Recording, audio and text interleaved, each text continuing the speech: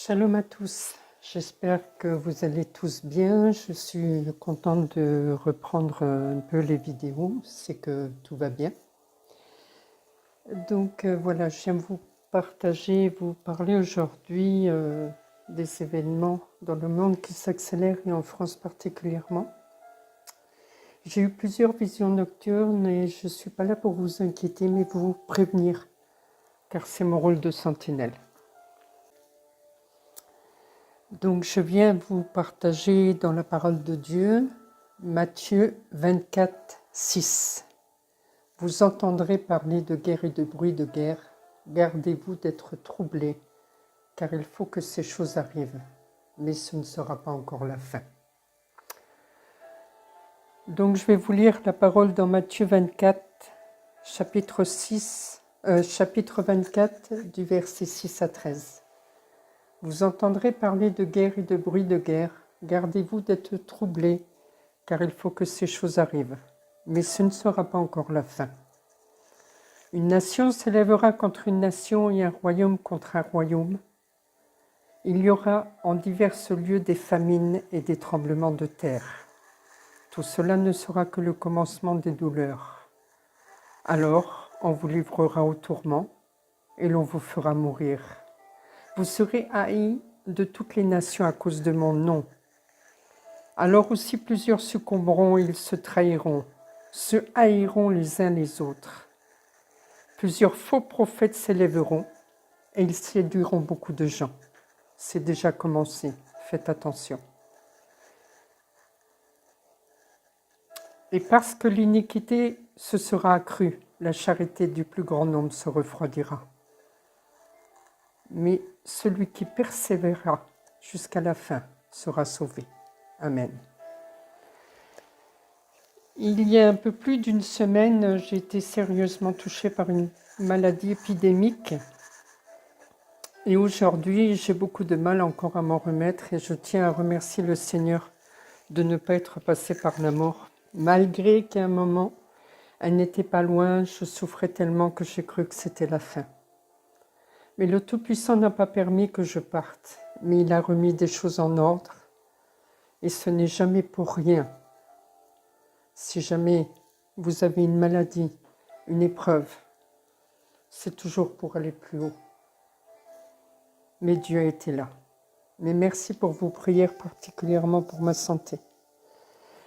Cette maladie qui sévit en France, et elle a sévi il y a quelques années, mais à l'époque, elle avait été stoppée par la prière et l'intercession de l'Église. L'Église s'est élevée pour faire tomber des plans démoniaques devant ce grand poteau rose.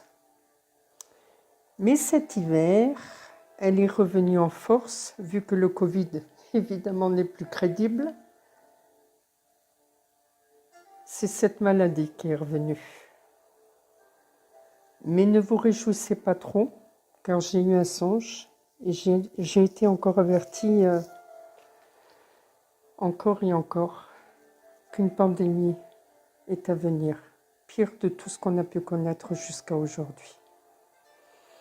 Effectivement, j'ai eu un songe et je me trouvais à l'ornière d'une forêt sur un chemin et je voyais des gens à terre qui essayaient de se défendre pour ne pas être mordus.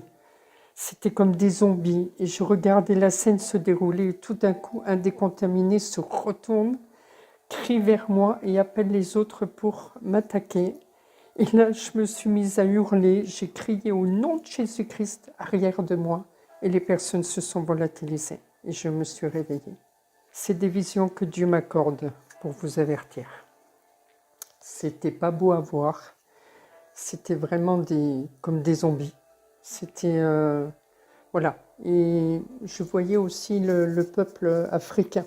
Donc voilà, je vous laisse toute cette pensée. Et je vais vous parler de ce que j'ai reçu ces derniers temps, parce que les temps s'accélèrent.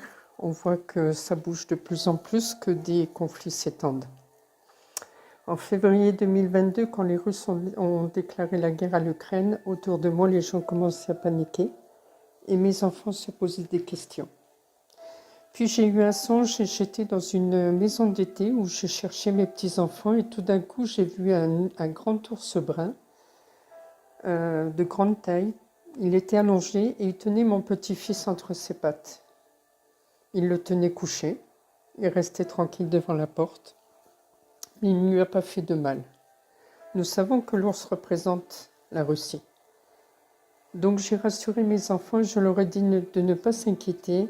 Le conflit ne s'étendra pas pour l'instant. C'était une force tranquille. Mais voilà comment je l'ai perçu en février 2022. Et moi, mon cœur était dans la paix.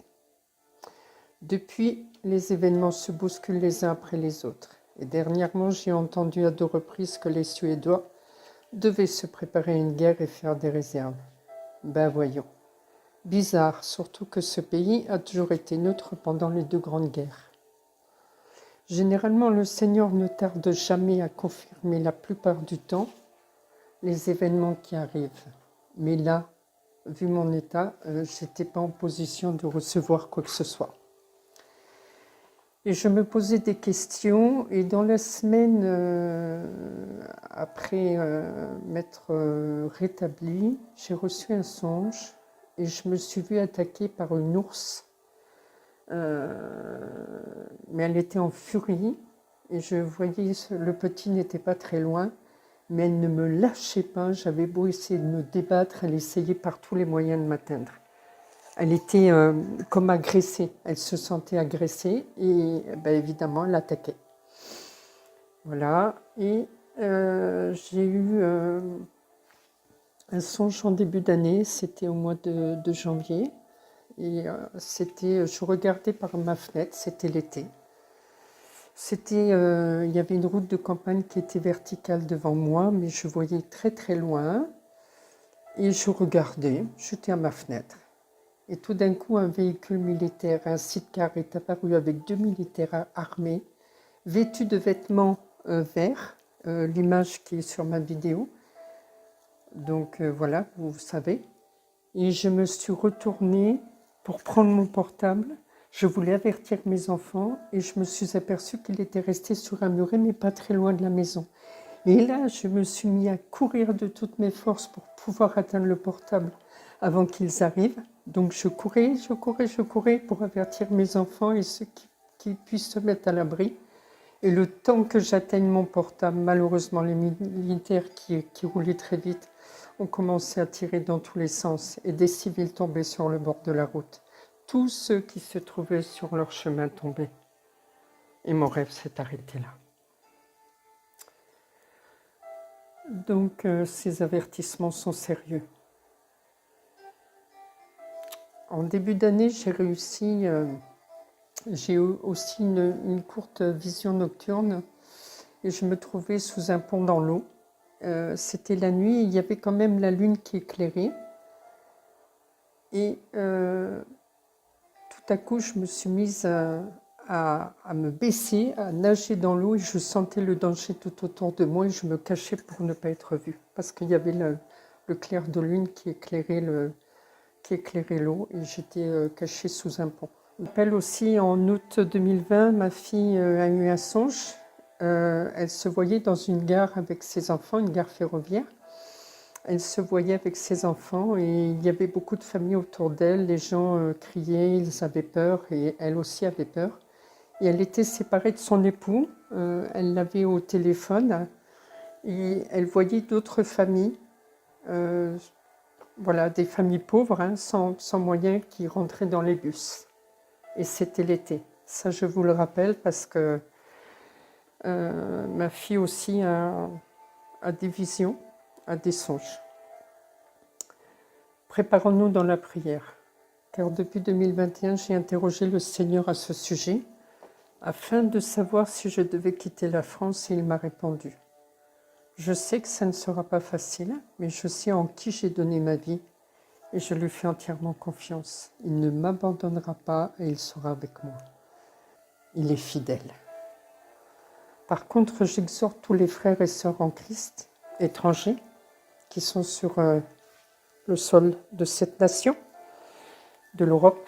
Si le Seigneur vous demande de partir pour rentrer chez vous dans votre pays, obéissez. Beaucoup de vidéos à ce sujet ont déjà été données. Je ne vais pas les rappeler.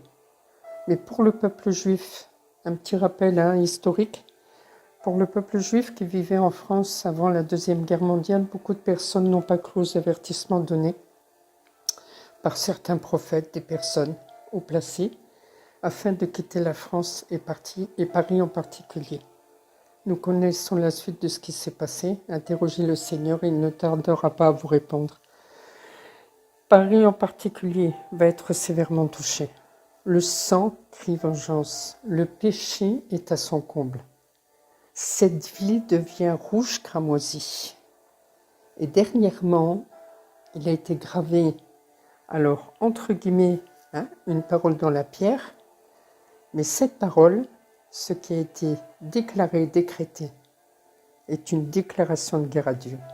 Sortez du milieu d'elle. Sortez de cette ville avant qu'il ne soit trop tard. Père, je te rends grâce. Merci de nous venir en aide, comme au temps de Moïse devant les 10 plaies d'Égypte. Que nous soyons où nous nous trouvons comme des Goshen, un lieu de refuge pour beaucoup. Nous regarderons, mais tu seras là. Interrogez le Seigneur de ce que vous devez faire. Ce n'est plus le temps de la rigolade, de l'insouciance, car depuis 2020, Dieu a marqué un temps d'arrêt. Et la parole qui a été donnée et qui m'a été donnée le matin même du premier jour du confinement, c'était « prépare-toi ».